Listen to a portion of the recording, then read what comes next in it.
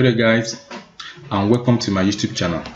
In my last video tutorial, I talk about count if functions, which allows some logical based conditional functions and count a range of cells based on a condition that we specify for it, and we take a standard count function and combine it with if function.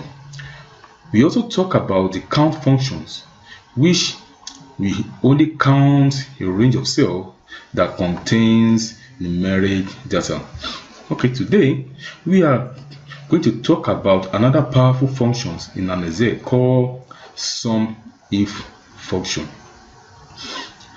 Alright, Microsoft Excel got kind of basic level functions, things like sum, average, a minimum and a maximum function. Then it is also got things that are more vast, things like if functions, VLOOKUP functions, and some numbers of other more advanced type functions. In my earlier video, we take a look at combined functions and some of the basic ones with more advanced ones. We have seen earlier the count if functions. Now I want to count a group of cells if it is true. Well, we have also got sum if function. All right, I want to sum up a group of cells if the condition is true. With the standard sum, you can sum up a group of cells of whatever you specify for it. That is what is going to sum up for you. Well, in sum if function, I am going to grab range of cells. For example, I can grab all the total revenue from what E3, you can see it, down to the last button by holding my Control Shift and the down button. You can see, so down to E3, which is, you can see, E10,002 by holding on my Control Shift down. That is that is the range of cell that I want to sum up with. But you know what, I don't want to sum up every single cell. I just want to sum up more specific items, right? So now, or specific, let me say, or specific country or specific unit sold. In this case, I only want to sum up a specific condition if it is true. Just take a look. This is how to use sum if functions to achieve those results. All right. Okay, I am already inside sum if function worksheet, and I have got this nice little simple table built here just to help us demonstrate this function. So I am going to click inside of what I4. You can see I4 right here. Good.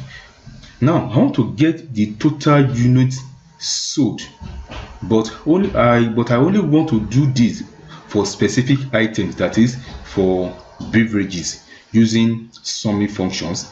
Okay, so watch this. As I'm already inside the word, this inside the I4 cell, I want to do the total units sold first. So I'm going to go into my formula tab. After, you must have clicked on the word cell I4. So I'll go down to up to my formula tab right up here, then navigate towards mass and trade. You can see, click on this down arrow right here. Now I can dig out the sum if functions from the draw down list below. So you can see I have sum if function, and as well we have sum if function. So right here, where you can, under the sum if functions here, you can specify set of condition or criteria, that is, if I want to sum up if this is true, and this is true, and this is true, and so on and so on. That is the function of what? The sum ifs function right there. Okay, so now let's take a look at more basic of this of the two, that is between the what? The sum if and the sum if. So I'm going to grab the sum if right here. Good. You can see, so this open up my argument window. You can see it. Let me drag it down here. So you open up my argument window, in which we have three things in there. We have the range, the criteria, and the sum range. In the range cell box here, I want to know the range of cell that I want to evaluate, that is if portion of the what? The sum if. In my whole case, I want to work with what? The item type in respect of what? Beverages. I want to know the total units sold in respect of what? Beverages. So now the first step here is I am going to grab from what? From cell B3, which is under item type. I'm going to grab some cell B3, then hold on to my what? Control Shift, then the down arrow on my keyboard. Now this take me to the bottom of the what? The column, which is what? B 10,002. You can see, which is the range that I want to evaluate. Also, where I am going to look for the specific item, which is what? The beverages. All right. Now, in my criteria argument section here, in my criteria argument section box here, this depicts exactly what I am looking for, which is what? Beverages. So now I am going to type that inside the box there, which is both beverages. Now, good.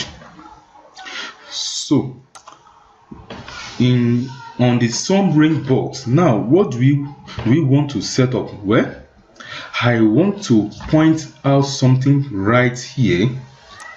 So just look at, I want to point out something right here in the argument window, and you will notice that the range and criteria are different than the sum range. Can you spot the difference?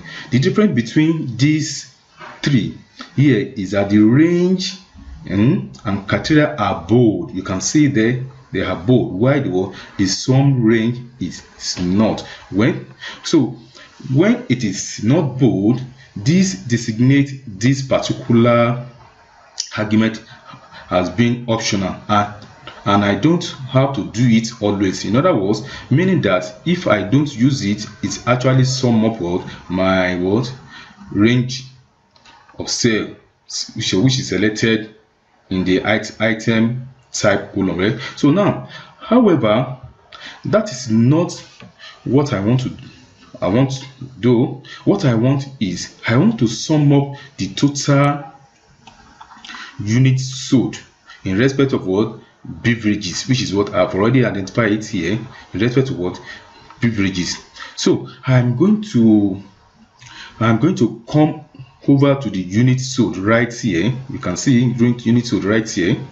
So now column and grab the cell from what? The C3 by holding on my Control Shift, then with my down arrow from my keyboard to the bottom of the column. So I've got here to the 1000 C 1002. That is just it. Just three things in there. That is, the first one is what is the range that you are looking for, you are looking into. That is the one that you are trying to evaluate. Why the second one, which is the criteria, that what am I looking for, in which is the criteria. And the third one is that, and what is the range of cell that you actually want to sum up if that criteria is true. Then I'm going to hit up on what? My OK button. Okay, you can see we have got 3,910,436 million units sold that have been units that have been sold from the item type of what? Of the beverages, which is really simple. Let's also try it. For the country, which is what?